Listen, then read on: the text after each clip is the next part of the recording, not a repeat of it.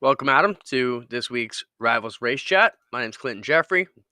I see Burnswell just made an appearance at our intro and crashed the start of the show. So, I welcome, saw Bernie. that. Is there Take a seat. is there nor- is there normally sound for that part?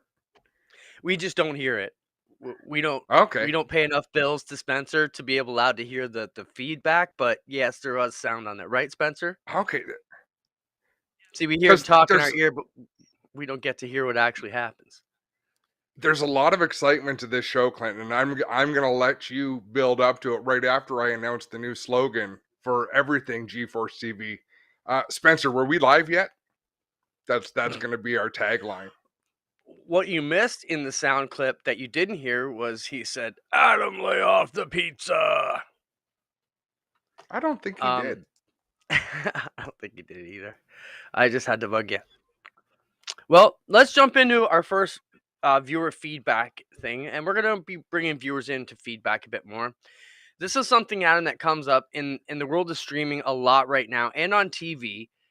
Everybody does their ticker a different way. So our first topic is Ticker Me Elmo. What ticker do you prefer and why? That's the question for the viewers, and we'll show a few examples, Adam, before we let you Oh, talk.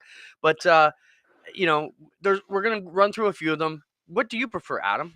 There's many ways. This is a new one that Dirt Car has been trying out, and you're holding your laptop here's the sideways. That doesn't make any sense. I don't care if it's sideways. You can still see that there's absolutely nothing on that screen. I've got New Smyrna, the ARCA series on Flow Racing. I don't mind propping the competition. I watch a lot of streaming. Clinton, do you know how many cars are in this race from New Smyrna? No. Neither do I. Do you? Do you know who's leading? No? No, because the screen just Nope. went black. It went So to this event. We'll resume shortly. So I was actually watching it, and I have a chat group with the old gang from the Pinty series, who's now the AP with the APC, Pete Gutler and Sean Gibbs, and they're all watching the race. And I said, "Is there really no ticker?" Like, I tuned in a little bit late. And you can't, because I have it on mute. So I've got the Olympics out one corner of the room. I've got New Smyrna out another corner. Um, yeah, no idea who's leading. So what's the point, to though? Do you open, like that or don't like that? I hate it. You have to have a ticker. You have to have something to let people know. So that's my lead into this topic, which was really convenient that it was there. You have to have a ticker. Now, to your point, there's good, better, best, and there's totally unacceptable. That's my point. Totally unacceptable is not having a ticker, not having any graphic on the screen at all. Get with the program. Like it's almost angering because I want to know what's going on. You guys made a big deal about the dirt ticker the other night, and I kind of rolled my eyes because we've been making this argument for 117 episodes and you still don't get it. It doesn't matter, but make your point about it and I'll tell you why it doesn't matter. I didn't even hear what you said. Didn't care. Spencer, roll the ticker samples. There's a few different ones. You can get them across the top, down the side, across the bottom. This is the new one that Dirt Car is rolling out, and I'm not sure if we're going to see this tonight. They were running it under Hot Laps last night. It's kind of a Formula One style with the name and the number and the first three letters. This is a NASCAR style with the number and the logo. I mean, that's pretty damn slick. NASCAR, and I know why Spencer's showing us the NASCAR samples, because it leads into his favorite style, which is the style we use on G-Force, and there it is. Pretty close, Spencer. You win that little war, and I didn't even realize we were playing chess 20 minutes ago when you asked me if we wanted those extra screenshots. I don't So know. well done. I like that. I like that one right there. Well, I think it goes between this style or the style we use, which is and NASCAR uses down the side, and so you let us know what you guys like, top or down the side. I don't know. I've kind of gotten used to both of them. Neither of them bother So me as you much. But you know what? Let me tell you right what I do and like about them. Go mhm. back to it, Spencer, if you can. You get the whole field in one shot at them. So the ones that scroll across the top, a lot of them time they'll have 3 or 5 in the second row. Here you're getting the entire rundown in one Yeah. strip. Do you know how many of them I could read on my laptop screen? Maybe not, Not but one. Do you know how many? Do you know how many I could read on my phone? Even less. That's why I don't well, like that one as much. I like the top five. Hey, you brought it up. I like the top 5 at the very top and the rest of the field rotating below it. And I have no problem with the dirt car one that kind of looks like F1 with the first 3 letters of the name. And this is the part, Clinton, you can tune out because you didn't listen to the first rant. So I'm going to go on another rant. You can tune out again. They are I'll listen. not developing new fans. They're not trying to get new fans, so it doesn't matter. The diehards who are watching know who most of those names are. You're not going to make a sprint car fan into a mud turtle fan. Dirt modifieds are mud turtles to sprint car people. So you might as well have FUL for Fuller. Stuart Friesen called them that in Victory Lane at Port Royal. I think, it just looks sloppy to me to have the first 3. It looks like a bunch of misspelled names. And you're right, Adam. Unless you know who the drivers are, it isn't going to matter much to you anyways. I think that's why I prefer the full name instead of the 3 down the side. But either way, you guys keep commenting on what you want. Let's bring in our first guest and see what he likes. Mr. Dave Lloyd, new president of QuickWick. Dave, welcome to the program. Good to have you here. You've become kind of a business partner and buddy here as he shows off the product. You would have to be living in a cave with Burnswell somewhere. See what I did there? To not know what QuickWick product is if you're a race fan in Canada in the last 24 months. Let's say you guys come on the scene full blast, and everybody knows what QuickWick is, Dave. But why do you do it? You know what, Clinton? That's a great question, actually. And don't got his audio there, Spencer. Oh, I got my audio or no? Now we do. Go for it. Okay, so that's a great question. Actually, I'm a diehard motorsport fan, but one of the things that we really looked at was when we were starting our brand refresh or launch or our concept over the last couple of years with COVID was, we just looked at the loyalty base and involved in motorsport racing. And we just looked at what some really, really talented people were doing, the Lukes and the Tony Spitiris and these guys with their series. And we're going like this is no brainer. So we can't take any credit. We kind of, my philosophy is if your neighbor's having a backyard party, a barbecue and a party, like why have one in your backyard? Just take all your stuff over there, bring some QuickWicks over and just make it better. So we really we're just kind of, riding the coattails of some really talented people like yourself and you guys that what you do here.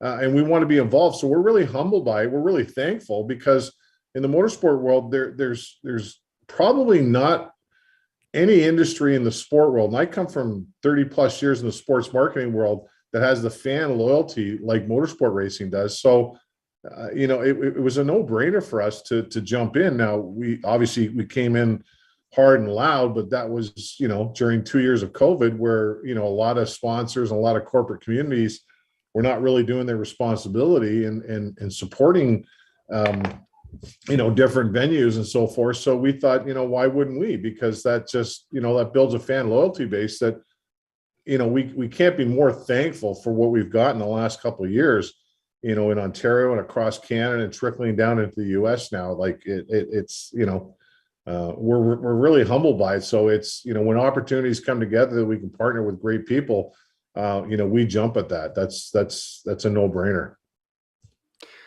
Dave, moving forward, how does that look? So, there was great opportunity the last couple of years to get involved, and it seems that QuickWick was absolutely everywhere. Do you keep that momentum going and keep spreading your wings as far as you can, or do you start to focus a little bit more on where you see the greatest value?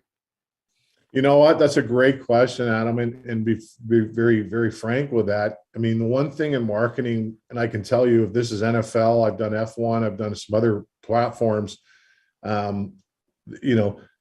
the average consumer sees about 2,000 marketing impressions and messages every day. People don't understand that, but that could be in a normal world, driving to work and seeing a billboard, hearing a commercial on the radio, but it's actually quantifies to like 2,000 impressions a day.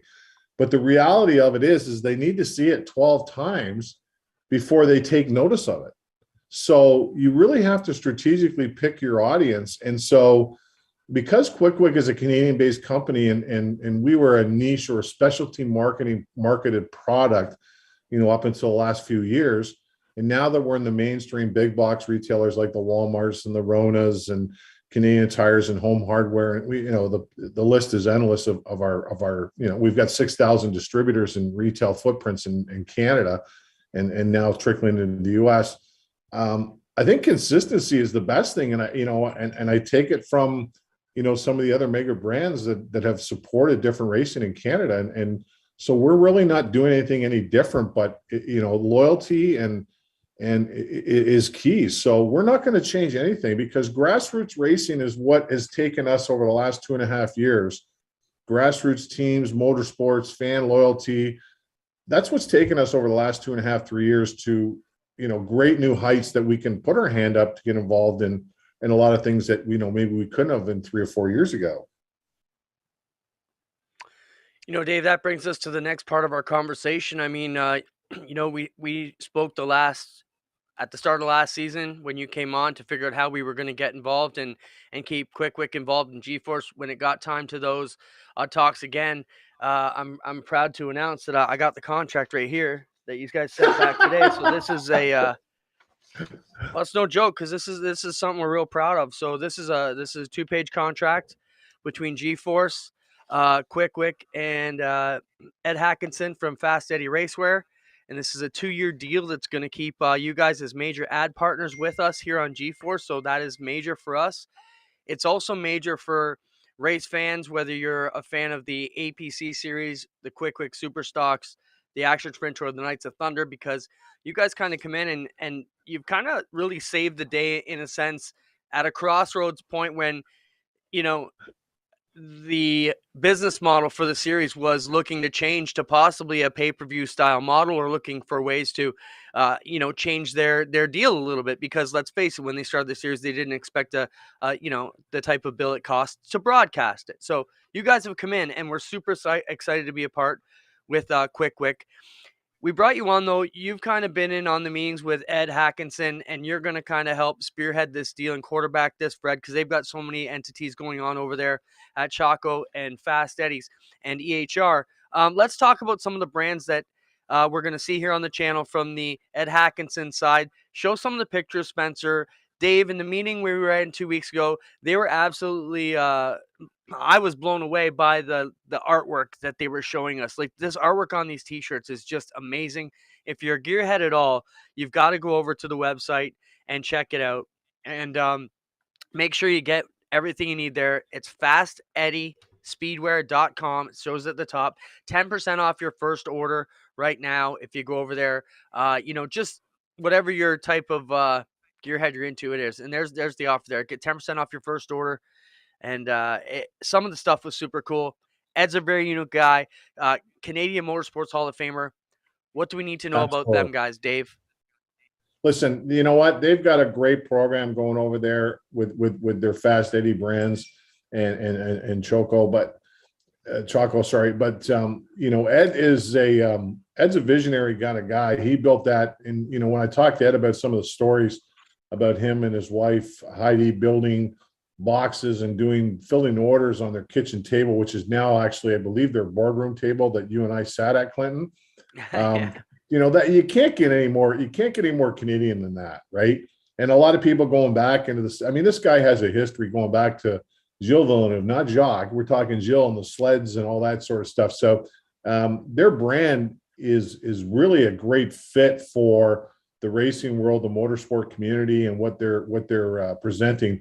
Their talent in-house is second to none. Like you said, Clinton, their designers are spectacular. We're actually doing some B2B stuff with them just to help us with some of our Quick Wick apparel, not in any sort of spectrum of what they're doing. But so it was a fit. And Ed also just brings, obviously, because he's a race team owner in the Pinty series, and we've been involved with that, and we have a relationship with 22 Racing.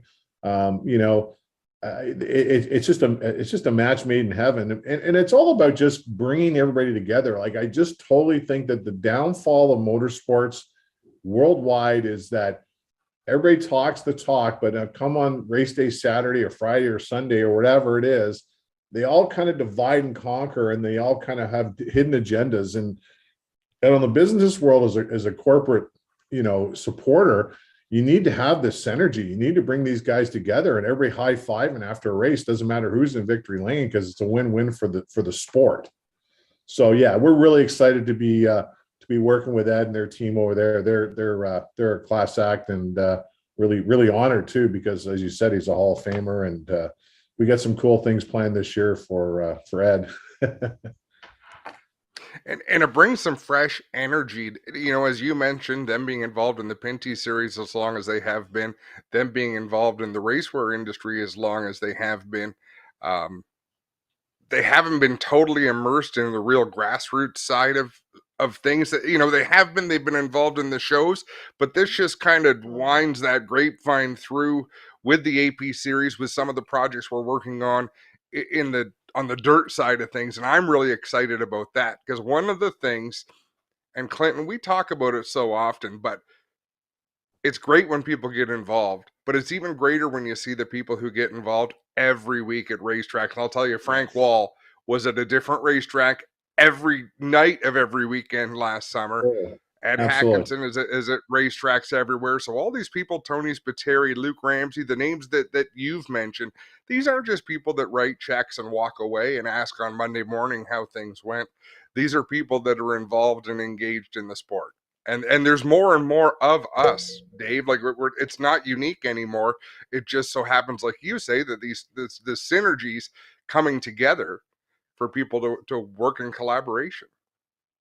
Well, listen, we've come through 2 years of very tough times in the corporate world, and everybody's looking for an ROI. There's no doubt about it. We're in here to in our businesses to make money, but there's a combination of corporate responsibility. There's also a combination of supporting the industry and supporting, just people in general during these difficult times. So, coming together and working together. I mean, listen, we all know what happened with, with Drayton last year at Delaware and with Fast Eddie and that team. I mean, and now, go figure, 6 months later, we're working on some stuff together to promote the sport, obviously to enhance our brands, but to give back. And that's all we want to do. But there has to be some unification or some consistency that people sort of are open to working together. And so that's why, we jumped the opportunity to work with you guys and to put our hand up for a multi-year deal, because I think the message that we want to do and the interaction that we want to do with your fan base, really fits well with our brand, and so does Ed with Fast Eddie. I can't speak on behalf of him, but we've had many meetings before. Right on, Dave. We're going to be seeing a lot more of you. Your creative stuff is great. You have a good team over there, as well as what Ed has going on. You're going to see more of Burnswell popping up around here on a lot of our productions as well. Frank. And that was a great context. Let's talk about a new segment we're going to throw, our Quick Wit Weekly Trivia segment. So, do you remember? Could you say that again? You wrote it. That's the Quick Wit Trivia segment. Well, you know what? It's all about having fun. It's all about having fun. So I think what we want to do, and we've got some other ideas moving forward on the G4 stuff that we'll brainstorm together. But considering that February 1st was the anniversary, we're celebrating 30 years. Quick Wits on February 1st was 30 years young. And even though I don't look a day over 32, but so we're really excited about that. So on that February 1st episode, you guys actually were broadcasting. You had this segment on the show. And so what I want to do on the live stream is I want to throw it to everybody. The first person that answers, you know what? I'm thinking we're going to do the top three, kind of a three theme tonight. So the top three answers that come back that can answer this trivia question on February 1st, 2022, you gentlemen had your show, and we want to know who was the first guest on that show. All right. If you know who that was, feel free to write it in the YouTube comments there. Adam jumped Dave in will already, pick out the winners. You know what? I don't know. I couldn't remember any. Adam, you queued it up, that show. What? Clinton will testify to this. Once it's done, Dave, it's done. Like it's in the can. It's gone. Whatever I said 5 minutes ago, it is gone. It has vacated my head, and I can't be held responsible for what it was. So you're like those lost recordings of like super groups like the Beatles, and they're just canned on the shelf and the bands don't even know about them. I'm like Everybody's Ted running Lasso. back right now to see who the first guest was, and they're scrubbing as fast as they can across the YouTube video. I'm watching figure the feed here on the side of my iPad. Nobody's jumped in yet, so They will. So You've got to remember there's a bit of a delay, so you've got to tell a bit of story, to fill in that time, and then they'll jump in. But the Ted Lasso reference, you always want to be a goldfish. They've got the shortest memory of anything on Earth. So when you have a bad Touche. day or something goes on, be a goldfish. Touche. Forget about it. Yeah. all right, Dave, yeah. don't give it So away till we get 3 winners, because you'll make it too easy on them all. Let's we'll get talk 3 about winners and then go from there. thanks, Dave, for everything you do. Before we kick you off the show, because we've got to move on, we've got a lot of stuff to talk about tonight, but it's been great to have you with us. All right, guys. Who's your pick for the 500? Who's going to win it on Sunday? You know what? Well, first off, let me back that up. Who do you want to win, and who do you think is going to win? Because those are 2 different questions for most race fans. You know what? I'm a Martin Truex Jr. fan because I like how I just like the guy's aura. I just like how he presents his brand, and he's just kind of laid back. So I'm going to go with him. And he's an outdoor guy, and Bass Pro Shop's one of our accounts in the U.S. So I gotta kind of do the kiss the baby thing, right? Hey, Dave, one last thing. One of the viewers asked, in Whitby, where can they find Quick Wick up in Whitby? In Whitby, the easiest thing to do for anybody, that's a great thing. Thank you. The easiest thing for anybody to find a Quick Wick is to go to quickwick.com, go to our dealer inquiry, type in your postal code. It'll tell you within 25 kilometers what dealer that we have set up that has your product. Most Canadian Tires, Home Hardwares, independent grocers, Lowe's, Rona, But if you go in there and punch it in, but if not, just flip me an email at dave@quickwick.com and we'll make sure you're looked after. All right, Dave is going to pick 3 winners with the correct answer, and we will notify you guys we got tomorrow. one already. Yeah, I see the correct answer is out there, so you're on the right path. Yeah. Thanks, Dave. We'll talk to you soon, buddy. Thanks, guys. Have a great night, and make sure that you guys did a good Valentine's yesterday. I never asked you. Did you guys step it up or no? Yeah, we always do. We bought Spencer a great bit of flowers and some chocolates because he always takes care of us. Look at Adam. Does Adam screen freeze or he's just frozen? Yeah, something's up. Adam's got a bad connection. He'll be back in a minute. I'll say bye for him, Dave. Thanks, guys. buddy. Cheers. We appreciate it. Well, my connection isn't very great either tonight. I can see that a little bit blurry. We'll work on that here in the next time we get a chance. Hopefully Adam comes back. Well, either way, we're going to move on with them. And I've seen a few correct answers there on the screen, so you guys are correct. Without further ado, while we wait for Adam, let's jump into the Burger Barn video of the week. This is the World of Outlaw race from earlier this weekend. The track was gnarly. It was Friday night, and they were pretty awesome. If you're a sprint car fan, this was the race. Adam, are you back now? Yeah, I think I am, Clint. Can you hear me? Yeah, I got you. So, Adam, did you see the Friday night World of Outlaw race? I saw the finish. Awesome. Let's roll this. They're saying this could be the best race of the year so far. Gravel to the inside of Hodenshield, to the inside of Sweet, looking for 2 for 1 in the lead. Can't get the lead, but he'll take second from Sheldon Hodenshield with 2 laps to go. Sheldon to the high side in 1 and 2. A runner on the outside of David Gravel, and now both of them come after Brad Sweet. A 3-car race. So those are your 3 right there, all 3 of them. David Gravel's got Gravel just takes the lead. back. 1 lap to go. David Gravel leading, and Sheldon Hodenshield out of turn 2 for the final time. Down the back straightaway, they'll race for the win in a 3 and 4. David Gravel moves up to try to block. Sheldon turns it underneath him out of turn number 4. At the line, Sheldon Hodenshield wins it as they cross under the checkered flag in what will be a race of the year candidate for the many months to come. And tonight steals the win coming out of turn. Now, Adam, it's pretty rare that jaded folks like us start screaming at the TV and hooting and hollering, but the race gathering I was at Friday night, and we're all old jaded fans. It takes a lot to get us interested. We were all screaming at the TV, and even the girls from the other side of the room looked over. Wow, it's weird to see you guys get excited about a race anymore. And it was impressive. Some amazing racing going on down in Florida. And, we both know we wish we could be there, but it's not going to happen this season anyways. And Adam, we've lost him again. Well, since I'm not going to get talked to Adam, let's bring in our next guest, Raymond Lavergne.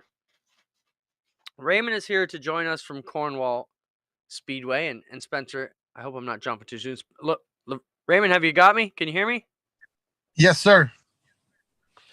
We brought Raymond Lavergne on from Cornwall Speedway. Raymond, you've been running the place for the past few seasons, but this week came out that you're dropping Dirt Motorsports. After Cornwall being there for many years, the announcement came out yesterday. Tell us why. Well, we were trying to make an agreement with Dirt Car, and I mean, when you do business in today's world, it's got to be good for both sides. And when COVID came, we didn't see any good from, like, we didn't receive anything actually from Dirt Car. We were just paying bills, sanction fees every week. So actually they waived the sanction fee for this year coming and last year, because a lot of track owner and promoter were complaining about, like, we don't receive nothing in Canada. So, and the big thing, it's been going on for a month and a half or so. And I did, like, usually me, the last Sunday of June, we always got the big block. And I asked Mr. Reynolds, Dean, let's say the word COVID doesn't exist anymore, I'm going to have the big block in 2022. And he told me no. So when he told me no, it was hard to swallow. And I don't see the benefit of be part of Dirt Car in 2022. Maybe in 2023, we'll go back. Hopefully they'll take me, and hey, it is what it is. Now, another factor, from what I understand, and tell me if I'm wrong, but your big event in October, the same weekend as Super Dirt Week, were you surprised at how successful that was? The first 2 years, the last 2 years that you've run that weekend? Yeah, for sure. I was surprised, and I was pleased to see that, especially with all the COVID stuff and regulation, and got to work around that. It was not easy, but both events were successful. But on the other side, we got the weather on our side the last 2 years. So that's all. It's a big difference. We were lucky on that side, but they basically told me, if you're going against Oswego week, I'm not going to have my sanction. So, and I decided to go. I mean, me, honestly, when I sit down and maybe, I don't know, 20, 25 car, I'm going to lose 30 at the most. And last year we were running around 170 to 175 car per night.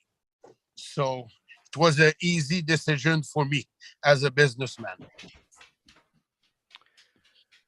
Raymond, that race has really blown up for you, as you said. It's been absolutely crazy, and I think it serves a big market, because even from our neck of the woods here in the West, Merrittville, Humberstone, even in those glory days, you only had 3 or 4 guys from each class going down, and you've got a lot of guys, if the weather's nice, who are still going to stick around a race. So it totally makes sense. But that race last year was when we first started hearing the inkling that a lot of the tracks in the East that run the big blocks and such, and I don't want to speak for them, maybe you can, because it's fairly open where they've been, but a lot of them weren't happy. I mean, I started hearing about it at Brockville weekend. So this isn't something that developed over a week.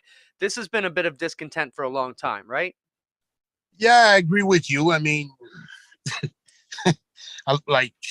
it's all small point, and me, I'm trying to, well, now that I'm going against Oswego, I will try to put a huge schedule, like late models, sprint car 360s, and I'm going to work my ass off to see that weekend successful.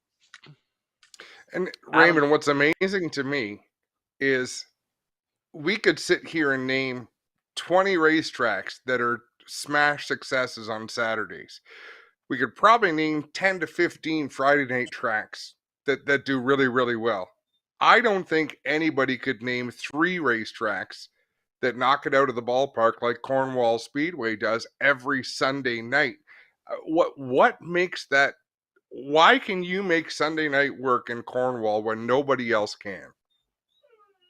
Well, I mean, Ron did start that in the past. I mean, I'm going back 40 years ago, and I guess he did a good job. And it's like a tradition that every Sunday night, like, I don't know, I don't know how to say that or explain that, but I'm lucky enough. And when we came in, the Lavergne family, we did a lot of great, and a lot of people were happy for what we did. And on the other side, I always got around 40 to 45% of my fan base is from Quebec. So I'm really, really lucky with that. And we're always trying to run as fast as possible because everybody is working the next day. And Joel, as a race director, did an excellent job on that side. And we're doing our best to finish around 9:30 or so. You know, even back to the Ron days, Adam, you and I went down there to film a few things over the past, and it is just a hell of a facility. If you've never been to Cornwall, I mean, just gorgeous. It's well maintained. It's a rock star of a place. Raymond, let's talk a little bit about the 358s. There's been some inklings about some things going on in there. I don't want to put the cart in front of the horse. What can you tell us about that? Is there any news for the 358 drivers? Well, I mean, I've been thinking about that in the last, I don't know, 3-4 years. I don't see why, as track owner, promoter, we cannot argue on the 358 series and sportsman. So I will start this year with the 358 series, and I'm pretty proud to say that we got 9 track on board right now. So it's pretty amazing. And I don't want to force team to travel a lot. So we're probably going to take the best 5 finish out of 9 race, and we'll declare the champion in Brockville at the Fall National. It's the last race of the year. So that's the goal, but there's a lot of stuff to be worked. It's not, well, it will happen for sure. We got 9 track on board, and we don't know the laps, the money, the payout, and all that stuff, but we're working on it. Pretty proud Raymond, of it, actually. Off the top of your head, do you know what dates Humberstone and Ohsweken got confirmed to? Yes, the 30th of June and the 1st of July. So why that's big for us here, Adam, is both those races will be live on G-Force, and one of them will be part of the Canadian Sprint Car Nationals the next night. So we're going to be live Thursday and Friday with this 358 tour deal, plus the crates and 360s both nights. So for our neck of the woods, I'm super pumped about that. When Doug and I were working on the dates together for this new deal in our neck of the woods, I said, man, if we could get them on those and get them on the air, I think that'll help too. So great job, Raymond. We're super proud to be a part of it. If you didn't catch between the lines there, Ohsweken, Merrittville, Humberstone are going to be hosting 358 races as part of this deal. So that's exciting. Adam. Yeah. Raymond, thanks for joining us. Hopefully we can make it to Cornwall this summer at some point, but it's always a pleasure. There's something special about your racetrack, and you're right. Ron Moran did great things in getting the momentum going, but you've done a great job since you stepped in there. Yeah, we're trying to keep the momentum, and it's not easy, especially the last 2 years dealing with COVID. But we're doing our best, and hey, let's hope for the best. Thanks for your time, Raymond. We really appreciate it. Thanks for your show. Good show. Thank you. Your English is highly acceptable. Thanks. Have a good night. Thank you. You too. Bye-bye. When I asked Raymond to come on, he said, I don't know, man. I don't know how good my speech is. I said, I talk to you all the time. You'll be fine. But Adam, some exciting things there. You know, it's always tough when you see a track maybe break off from the sanctioning body, but show the release, Spencer, if you can quickly. There were 2 screenshots there. The basic gist of it, Adam, is the recent announcement when they said they were going to present their October weekend They were told they were have to part ways. The decision will have minimum impacts on race teams that are planning to run Cornwall. They will use the same package as Dirt has presented in the past to avoid expenses, which includes Hoosier tires and VP fuels. For the sportsmen, they will honor the PACE program as well, and they're currently exploring other technical inspections with suppliers. So no big change to the rule package, just saying we're just going away from Dirt and our sanctioning right now. But the 358 tour here in Canada could be really strong, Adam. I know it's something you and I had talked about before. I don't know if you were privy to that, but that's a super cool deal. 9 races for the 358s. Your top 5 are going to count for your points. I like it. Yeah, I think it's great. And I mean, this is one of those situations, Clint, where it's not shame on Dirt Car or shame on these speedways. It's business. It's the times. You've got to do what's right for you. And again, it brings together synergy of a bunch of dirt tracks north of the border that can work together and get a good thing going. And I think when you bring the type of car counts and the quality of car counts that these shows are going to bring, it's going to bring race fans. That's what we do it for. You do it to sell tickets, put people in the stands, and I think this will do that. Yeah, it goes the border was a big problem for us, right? I must get asked once every 2 weeks, are the Outlaws coming back to Ush Weekend? No. Why? Well, the border. Are you going to get SRX, Tony Stewart's new thing? He comes to Ush Weekend all the time? No. Why? The border. And it was trouble before. But now with COVID and PCR tests and vaccinations and, the quick math is you have a points race where someone has to cross the border, and if they can't get across, you lose that team for the rest of the tour. So not only do you not get them across for the one race, or if they don't get across that race, they're out of the points now, and they don't have a real purpose to come to all your events. So no tour is going to jump into it. I mean, we're faced that with the Action Sprint Tour. They've asked us to come to Ransomville before. We'd love to race at Ransomville, but, once we start losing guys because of a situation like that, it doesn't work. So that's a dirt situation. They can't really run a big block race and force all these teams to fight their way across the border. Hell, Adam, as a Canadian citizen, I gave up my Florida trip. I was supposed to be on my way there right now because I don't even know if I can get across the border and back right now without bullshit.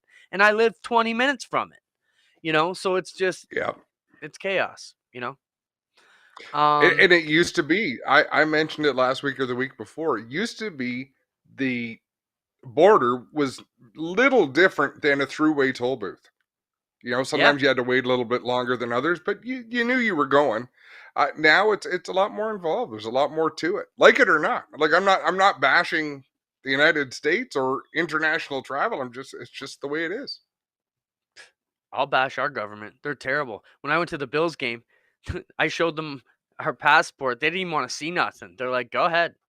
I had to fight my way back into our country, but it's just the way it is. Adam, we have our Garrett T vlog coming up. I'm not even going to get yelled at tonight. So our Garrett T vlog is back to close out the show. Let's jump around a bit, and then we'll bullshit through Florida till it's time to go. Flamborough hiring, Adam. That was a post that came up. Show that screenshot if you can, Spencer. Flamborough came out this week. If you didn't catch the show recently, they've lost Doug Leonard to Merrittville Speedway, who was on here last week. Flamborough Speedway currently looking to hire positions at the Speedway. If you're interested in concession stand, pit steward, track announcer, race director, or any other job, send your information to info.flamboroughspeedway@gmail.com. Adam, a lot of great racing personalities, officials, managers cut their teeth at Flamborough Speedway. If you have your interest in getting into it, get in there. Flamborough is a great place. I was talking this week with somebody about Doug Leonard leaving, and I'll tell you, Brendan Didero. I was over at Metro Hino in Burlington talking to him. He says, you know what? He says, maybe that's something I should talk to my dad about. Because I guess his dad's a little bit bored, no longer involved with the OSS, but there's a guy who might be able to step in there and race direct. But it is a great place. It's a family-run operation. Everybody has come through Flamborough Speedway. If you're a pavement racer, you might not have always loved going there, but it was a big part. And if you could do well there, or on the officiating side, or the flagging side, or the announcing side, there's been some great quality people. I mean, Jerry Paxton, Josh Paxton coming up through there. So I hope Gary Collin gets to keep announcing, because I believe right now They're talking about Gary stepping into the race director role. Not that he wouldn't do a great job as race director, but I think Gary has really made an impact doing things his way as an announcer. Like he's got a style like nobody else in the business, and I think it would be a big loss to lose Gary off the microphone there.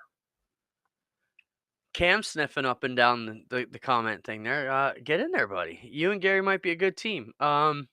Yeah, I think Gary, the biggest thing that Gary's got that you cannot learn, train, or become is knowledgeable about the family trees and twisted vines that survive at every racetrack. I mean, you know, just look at, you go to a race in central New York and the modifieds, for example, Adam, was it Johnson, and Johnson? Two of them are brothers, one's not.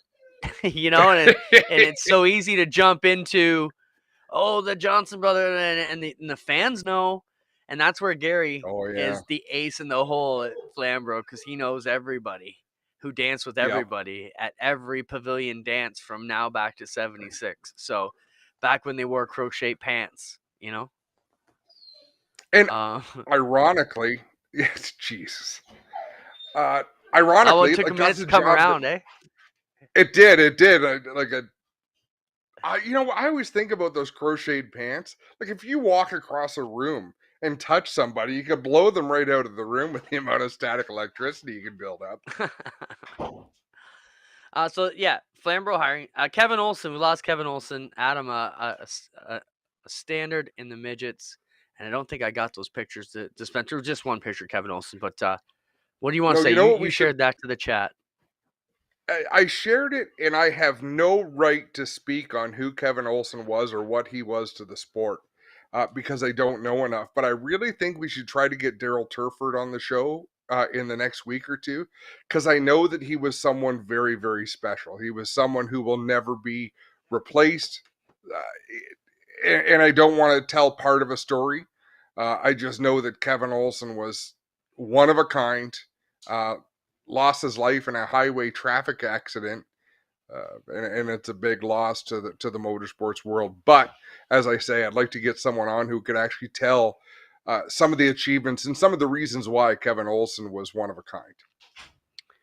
Well, I mean, modern midget fans would know him from being at the Chili Bowl as one of the last guys with the open face helmet and the goggles, and the bandit handkerchief across the face.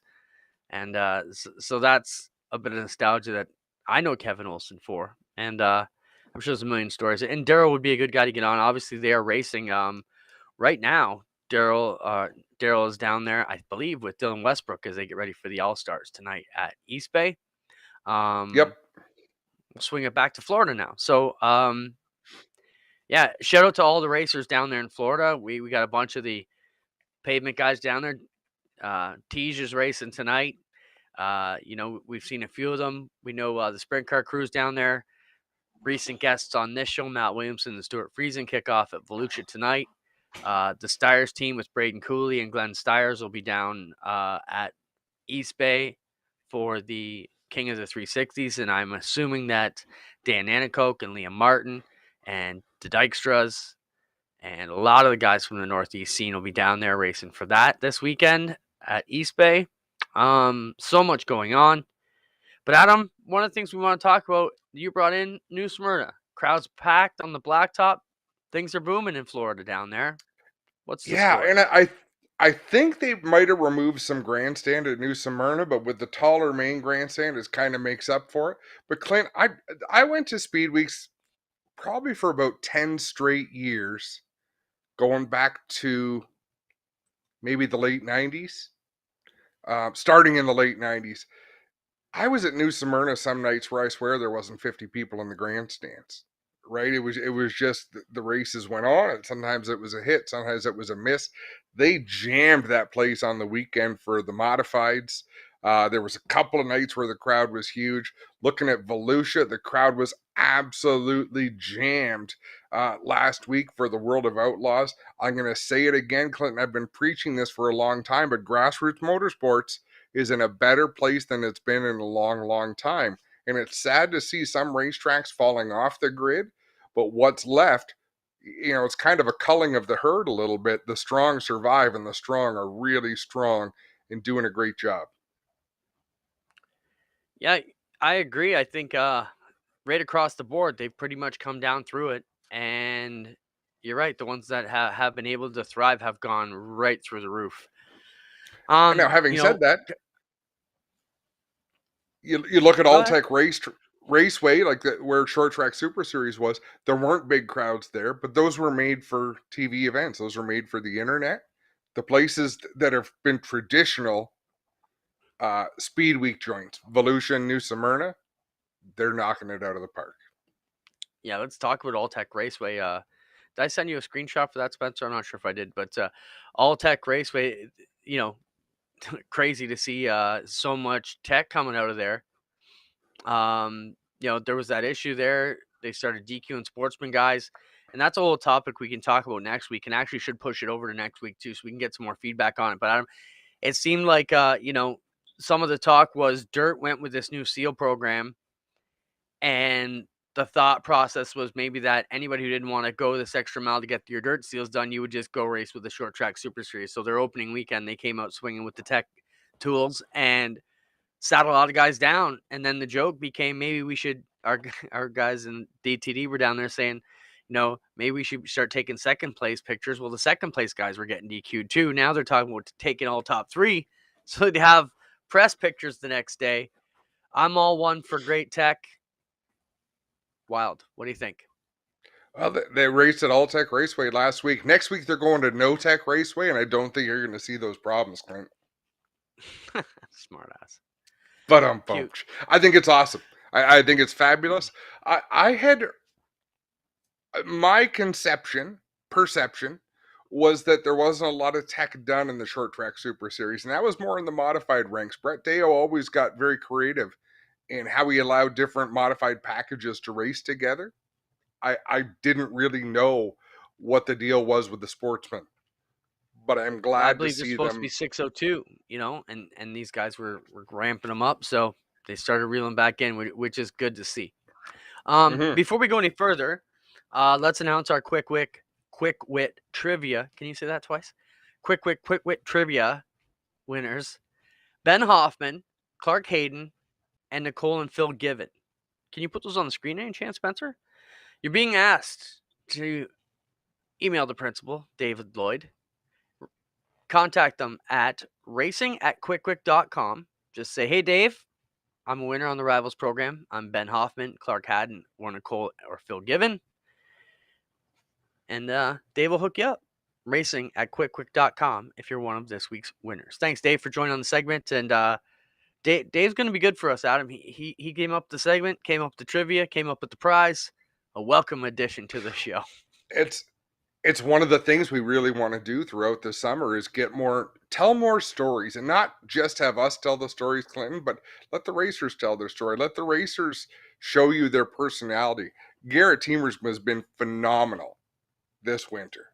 Again, I sing his praises so often, but the work that he's put into this is awesome.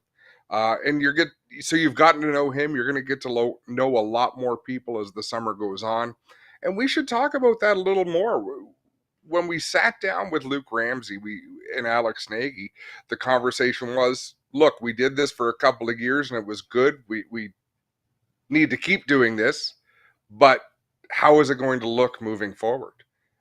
There was a lot of thought went into how this was going to look, what the business model looked like, and what was going to be best for us, the series, the track promoters, and the racers, Clint. Yeah, you're 100% right. And what was that look? What was that look on your face? I don't have a look. I think we're going to bring you had a look. Some new looks from the track side and some new features. We still got some things that we haven't been able to get done yet. I don't want to let them out yet, but there's a couple things we're working on to make the show even better when we get to these tracks. Mike Wick has been commenting on him. He said, how does Nick call in? He's Kevin Olson's son-in-law. And he says, I'm buddies with Nick. Mike, we're going to send you a message because I think next week we should feature some stuff about Kevin. Let's get him on. We'll get on some of our guys who knew Kevin. We'd love to talk to Nick. And so hang on, Mike. We're going to get in touch with you as soon as we're done on the air here. So thanks for letting us know, and we'll send you a message ASAP. Awesome. Adam, let's jump over. The Extreme Outlaw Series is happening in Florida. This is the new World of Outlaw wingless series. I thought some of the 410 guys might play around from the World of Outlaws, but it was a whole new crew of guys. They're back at it tonight with the modifieds. Just show a couple clips of the Spencer. I thought it was great racing. Seeing them steam or smoke the tires, I couldn't tell which one it was. Johnny Gibson said they were Three and steaming the tire, four. but man, CJ Leary just looking watch good. them roast these tires. It's super cool. Yeah, he's beginning to pull away already from Carson Short. It's awesome. And no, the Outlaw guys, Clinton, it's one thing to go to the Chili Bowl and run a midget or maybe run a couple of midget events through the year. To strap yourself into one of these sprint cars, it is a different animal. Not just anybody can do it. And I think we don't make a big enough deal of drivers who have won the USAC Triple Crown. Guys like Ryan Newman, Tony Stewart, people that have excelled at all these different things, because these cars are badass. And if you can be good in one of them, you're something special. Just look at the smoke off the tires. That is so freaking cool. Same thing if you get them on a moist, cool night at Oshweekend like the Nationals and they start showing vapor trails off the wings because they're cutting through the air so fast. It is so awesome. Yep. That's happening right now on Dirt Vision. Like we said, our buddy Dylan Westbrook is competing with the All-Stars on Flow right now. So there's all kinds of action all over the place. Adam, I broke down. I got out the wallet. I bought every freaking stream I could for the next week. So I'm going to see it all. Well, and here's something I've learned, Clinton. This is a problem going back to the pay-per-view and the free stream. A lot of the products that we can get, and you can buy them at the store, these fire sticks and products like that. These pay-per-view products are showing up on these fire sticks. So that's got to be a concern for people running these businesses. Not for GeForce, because we're free all the time. You're right. I just paid $190 for my Flow membership, and I have to laugh about it because if I don't, I'll cry. And then I went to my Fire Stick, and I pay for IPTV or something. And sure enough, in the pay-per-view section, every race I would ever want to watch on Flow is right there on my pay-per-view stick that I pay conveniently already $10 a month for. So, you know what, though? thanks, if Stephen you're Petty in a position says, to support it, yep, rain it's delay, worth I believe. every penny. Sorry. Oh, I wonder if that's why this NASCAR race, the ARCA race, rather, hasn't gone back on the track at Smyrna. They were in a halftime break. But no, Flow Racing, folks, if you're a diehard race fan and you're not sure, you will not be disappointed with the content that's on there. I've really, really enjoyed getting to watch some of the USAC midget racing and sprint car racing in the Midwest. There's most nights there is something on there if you're interested in catching it. Last thing I got, Spencer, did you get the video of the NASCAR trailer burning? Wasn't sure if you got that converted for us or not. Show it if you got it. This was the Xfinity trailer on its way. I believe this is in Georgia. Adam, looked like the brakes might have caught fire on it, but I'll tell you, that thing ignited faster than Xfinity Internet. No? That's just bad. Too soon? Yeah. My Shell Pennzoil Ford was fast as Xfinity Internet this week. Burn my There you bridges. go. Want to quickly remind us we do every week. Tom, our buddy Tommy's repairing trailers. If you need anything done before you get into preseason single axle or triaxle, Tommy's got you covered, whether it be brakes, wheels, bearings, or full rewire. Tom Beals can fix you up at Tommy's. Trailer and maintenance parts, find them at Tom's Trailer and Maintenance at Facebook.com.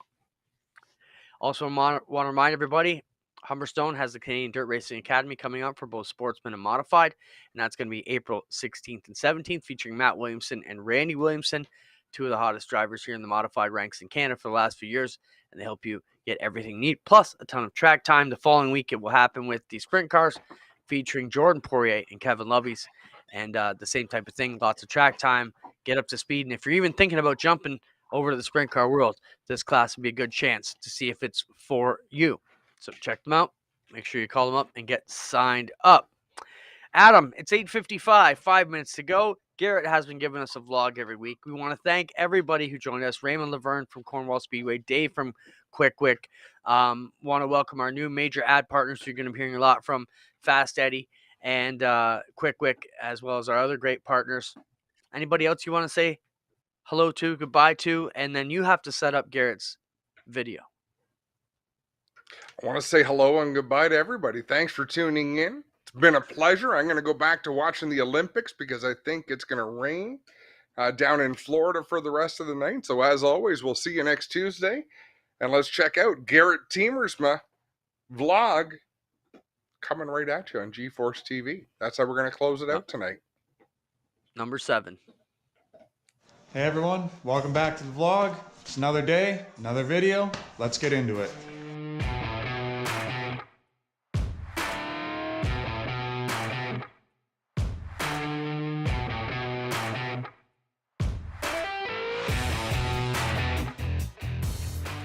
Hey, welcome back to the vlog, everybody. This weekend, we're working on the car again, and we're finishing the body. We're doing more on it, and trying to rivet it all by the end of the weekend, get it all done with all our supports and bracings. Bumpers, all finished. We got it all welded together. Just needs to be painted. A lot of the brackets on the car need to be painted, and airbox is done, fenders, quarter panels. The doors are done as well. Lots of work to do, lots of painting to be done. So let's get into it.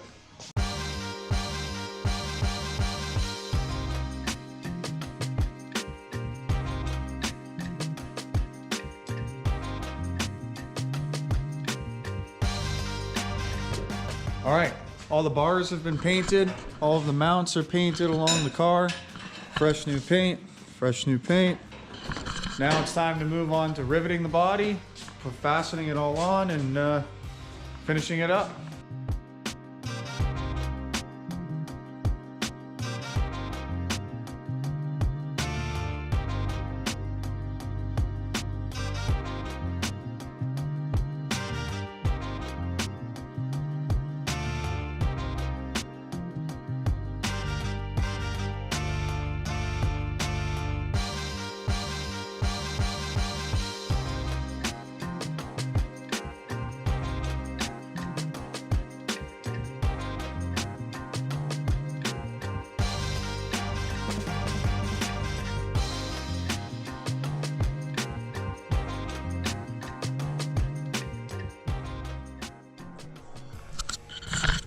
All right, the entire body is on.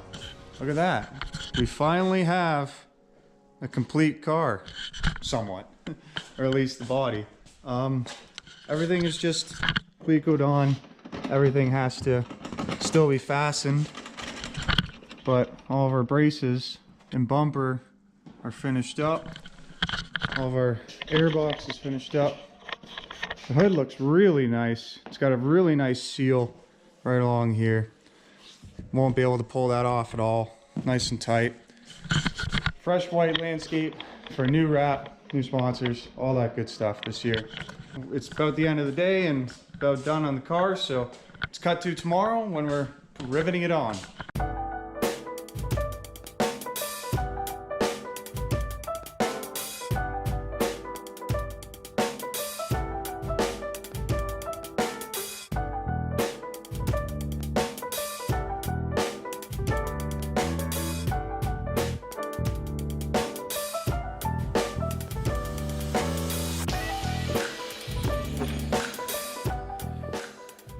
All right, it's the end of day 2, and the majority of the car is all fastened. It's all been riveted. Most of the quarter panels are all in. I mean, the doors, they're still not done yet, but all of the bracing is done on the inside.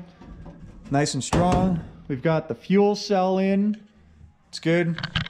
We've got new fuel cell foam in that, so that's gonna be good. We needed to change it. It was old and brittle, and I'd suggest the car body is about 80% done. We just have to do those finishing touches, those finishing, we just have to finish fastening it. And I don't know, man. I'm pretty excited for this year. Just seeing the car body all together after all the work we've been putting in this winter, and all the pieces are finally coming together. It's really looking like a Mustang now. Oh man, look at that. Look at that. Perfect. Perfect. Lined up perfect. I'm just excited. We got, obviously we got the windshield in too. I'm glad you guys tuned in this week. Hope you like the car body. We'll have a wrap coming out soon, hopefully this year. Lots of things to do still, but thanks for tuning in, guys. Keep up with us on all of our social media at Garrett217. We'll see you in the next video. Thanks for tuning in.